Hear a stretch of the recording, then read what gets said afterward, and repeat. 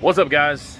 I never know how to start these videos. I always like hit the record button and say what's up, guys, and then I completely forget what to say after that. It's Sunday afternoon. We are home in the garage. The truck's all clean, washed it, and got a project for you. So I'm gonna do something. I'm gonna start something today that I started on the last truck, the Silverado build. And I said it was going to be a multi-part series, and it ended up being like one video. And then I got probably, no lie, 100 or more comments and probably 20 or 30 direct messages from people wanting to know information that I didn't put out. So we're going to be doing a sub install on this truck, very similar to the Silverado install. We're going with a little bit stronger 8s, and we're going CT sounds this time instead of Scar audio. Nothing against Scar audio, just doing something a little different. So we're gonna go 4 8s under the rear seat, ported box with a 1500 watt amp. And this time I'm actually gonna do a broken apart video series and give you guys all the information on the box, all the information on the amp, the subs, everything. And so you should be able to build your own box to duplicate this when it's all said and done. Again, you're gonna have to build your own box to your specs as far as tuning and things like that, because obviously unless you use the exact same subs as me, you won't have the same performance. But this should be a lot better involved video series, so you guys can get some more information out of it. So first, to get started, we're gonna go to the store, get a piece of plywood, and get going. All right, so we normally would go with birch in this scenario, but number one, they don't have any, and number two, it's like $65 a sheet. So we're gonna MDF here, just some typical 3/4 MDF. We'll have to get this cut open so we can get a sheet, but this is a 3/4 inch 49 by 97. Okay, so I'm gonna try to keep this quick just to conserve time in the video. The first thing you want to do, if you have it, is remove this rear underseat organizer. There are two 10mm bolts right here and right here to remove your jack. Then there's another bolt with a hand knob right there to remove your iron, your tire iron. And then all the way over here on the driver's side, there's one 10mm bolt there.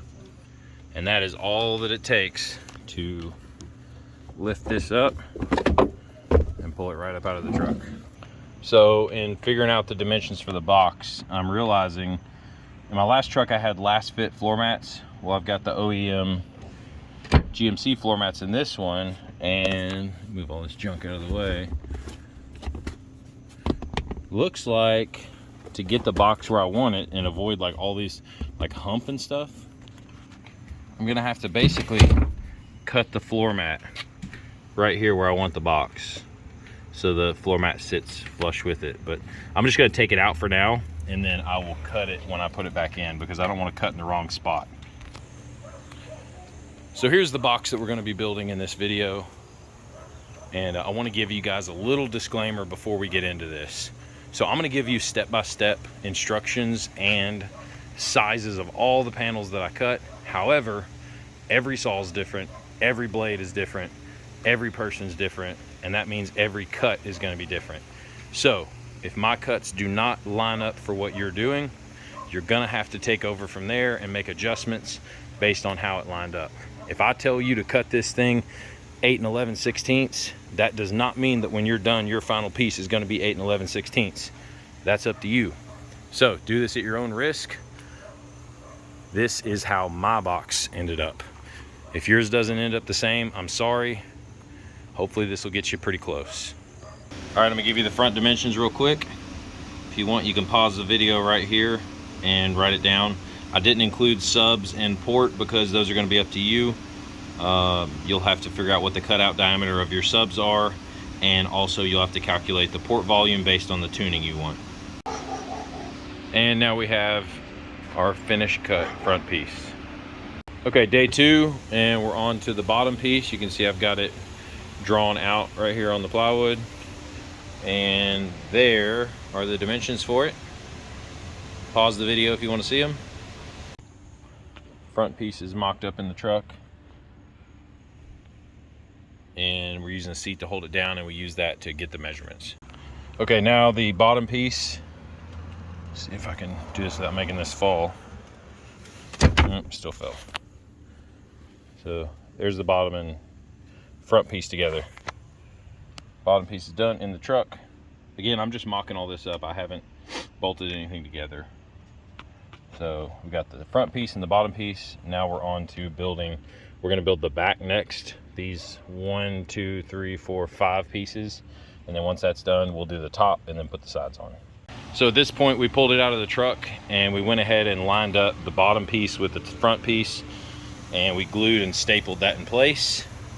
So what you're going to want to do is, we had a little mishap here with the staple, but you're going to want to line it flush with the bottom of your port and then measure it on the back side and make it even.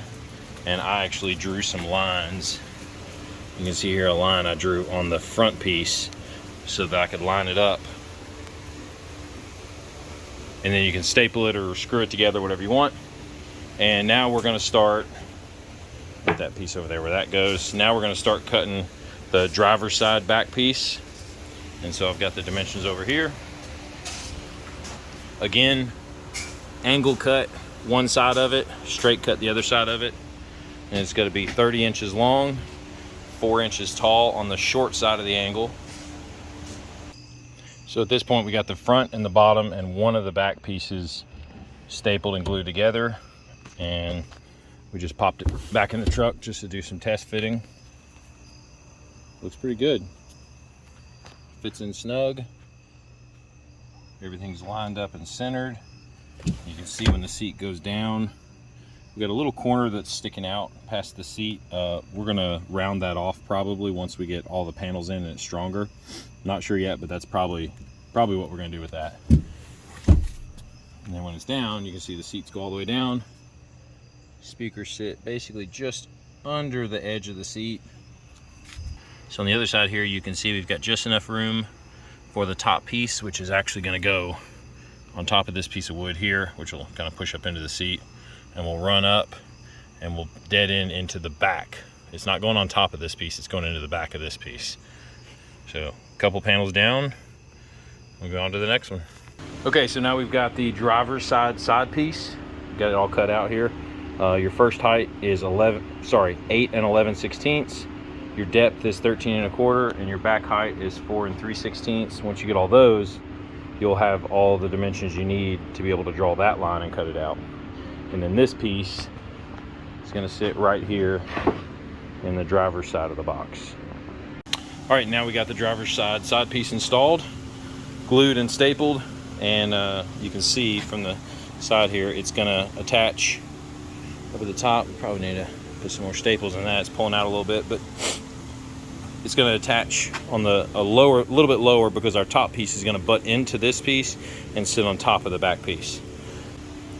As you get through certain steps of this build, one thing I'd recommend you guys doing is gluing your inside of your box on areas that you've already constructed. It's something that goes a long way to prevent little pesky air leaks. If you ever hear your box whistling or anything like that, odds are you've got a little air leak in there, and you want to glue it just to prevent any of that stuff from getting out. All right, the next piece we're going to be working on is this one right here, and we've got it cut out right here. 4 1/4 on one side, 5 1/16 on the other side, and 2 1/2 long. And it's going to sit just like that right there, and bridge that gap. And then now we're going to work on this cross piece here. As you can see, we got 11 wide and 14 15/16 to the short side, and this is going to be an angle cut on the top and square cut on the bottom. And you'll need to set your saw to about 18 1/2 degrees right here. I'm not quite on the 20 line. You can kind of see it. I made a little line there. Here, I'll move this out of the way so you can see a little better.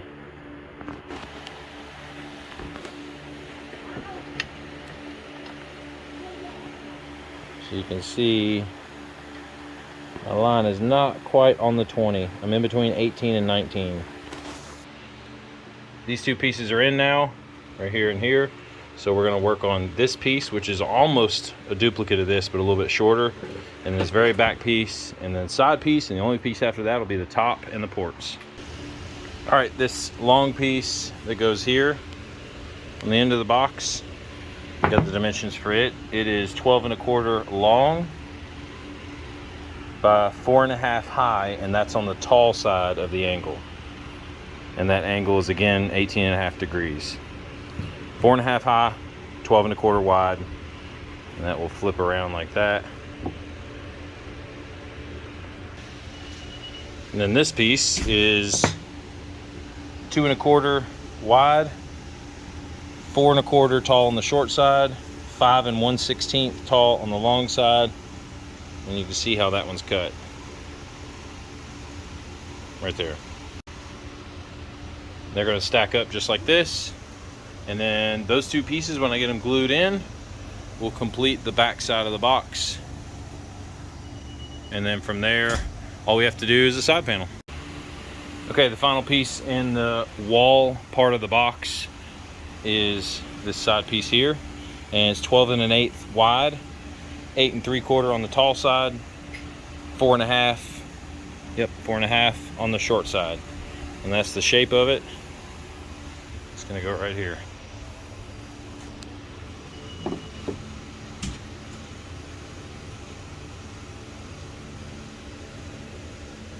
Just like that. And so that will complete our walls, and the only thing left now is this main top plate and then our side plates for our port. Okay, we got the side piece in, all stapled together. I think it's coming along quite nicely.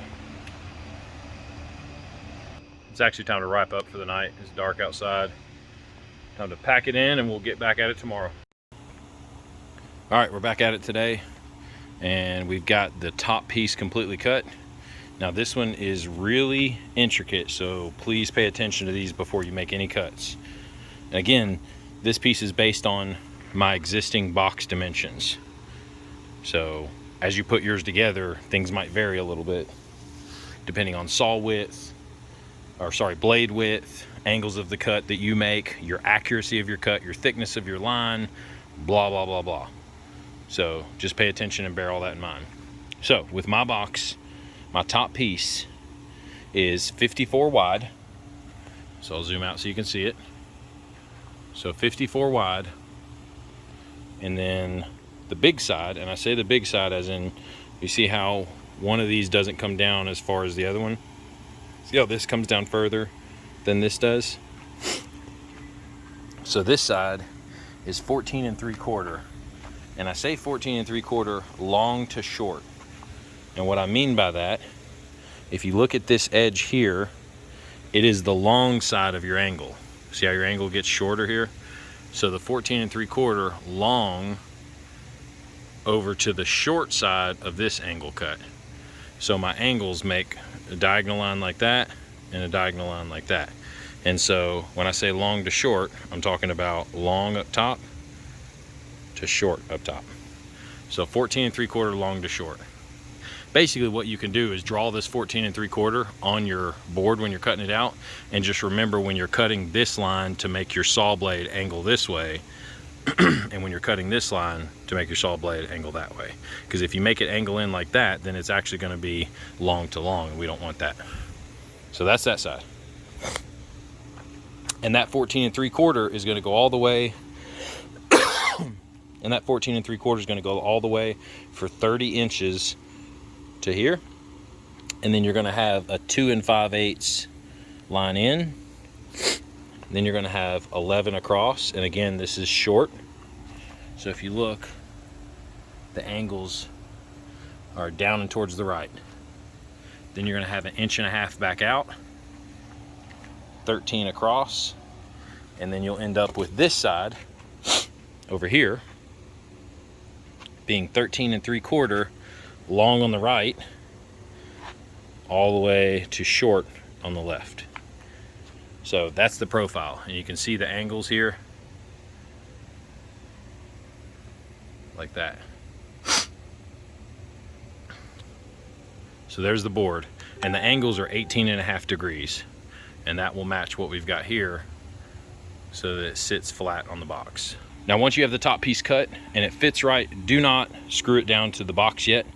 We've got to build the insides of our baffle here. Now I know I said in the beginning of the video that the port volume is going to be up to you, but what we'll do here is I'll give you the dimensions of my port, and that way if you want to build it the same as me, you can have those, but ultimately it's up to you to tune your port. So my port is 3 inches wide, and then it's the entire height minus 3/4 of an inch on the top and 3/4 of an inch on the bottom, which ends up being about 9 inches. So 3 by 9 on my port. Then the subs, I'm not really going to worry myself with those because it's going to be up to you to pick the right type of subs that will fit. And if you buy subs, they're going to give you a cutout diameter, and you're just basically going to evenly space the subs on your remaining panel once you put the port in, and you'll end up with something like this. Now I can't remember what the exact tuning is of this box, but I think it's in the low 40s. It's either low 40s or high 30s. I think it's low 40s. What we're going to do is now we're just going to do 2 panels that are going to be inside. They're going to come out a little bit and stop, and we'll get those in place. And then once those in place, we'll put our top panel down, because they're going to actually, our top panel is going to staple into those as well as the bottom panel. All right, we got the 2 port panels done. They sit right there, and we're basically going to glue them down, screw them, or staple them in place. And I did one side longer than the other because you see where this is, it kind of evens out the air, right? If I did them same length, either this side would be way more open and you get more ventilation for these 2 subs, or this side would be way closed, which same thing basically. So I've got them open so the gap here is 3 inches, the gap here is 3 inches, and the port is 3 inches wide. Here are the dimensions for those panels. We got the short one and the long one. The long one is 10 1/4 front to back, 8 7/8 high at the front of the box near the port opening, and 5 3/8 high near the back of the box. And that will leave you with that piece right there. Then the short one, we've got 7 3/4 from the back of the box to the front. Also 8 7/8 from the bottom to the top near the opening of the port. 6 1/4 high in the back of the box, and that'll give you that piece right there. So hopefully you guys have been following along step by step as I have now, and you should be at this point where you have a box that looks like that, 2 port panels, and then I've got a top panel in there. So at this point, the next thing you want to do, glue your port panels in and screw them or staple them, and then you can put your top panel on. And what I recommend doing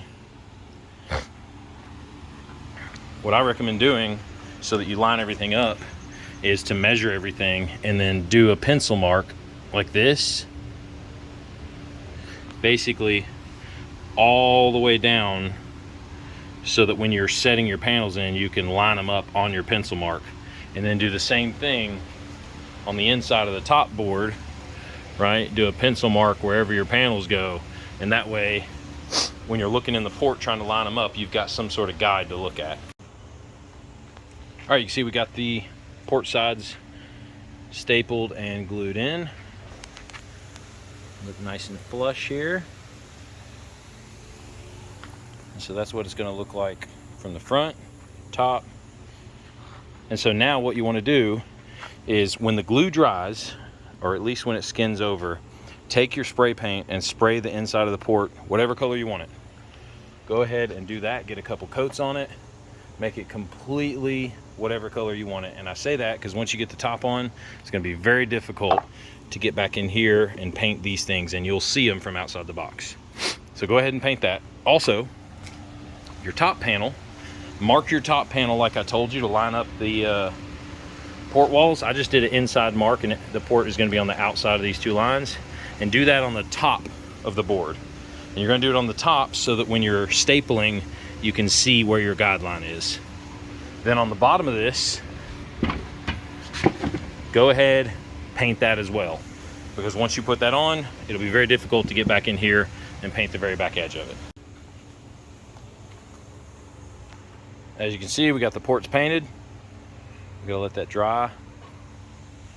We went ahead and painted every surface so that when you're looking in the port, you can't see any unpainted box. Right? Everything is painted. Next thing we're going to do while we're waiting for the paint to dry is go ahead and put our speaker terminals in. And we're going to put one on each side. We're not going to put any here because there's like a hump in the floorboard right there. So we'll put one kind of centered over here and then one over here. And to do this, I've got a drill with a hole bit. That's probably the smartest thing I'd recommend using. If not, you can use a jigsaw. Just figure out the diameter of that, draw it on there, cut it out. All right, speaker terminals are on.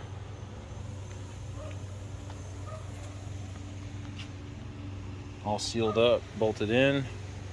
And now I think we can officially put the top of the box on. Now we got the top panel stapled and glued on.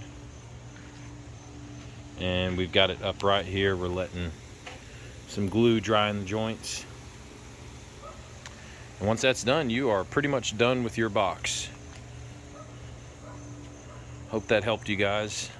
Remember, this is just part one in the series. So this is part one in the series, and we're gonna have a bunch more videos because we're not done with the box yet. We've still got to carpet it. We've still got to put the speakers in, wire them up, amp, LC2, bunch of stuff. So be sure to subscribe if you haven't already, guys. And I appreciate you watching. This is how to build a box for 4.8s for your 2019 and up Silverado and Sierra crew cab. I don't know if it'll fit the extended cabs. It might. I'm sure the seats are the same size, so the under seat should be the same size, but do that at your own risk.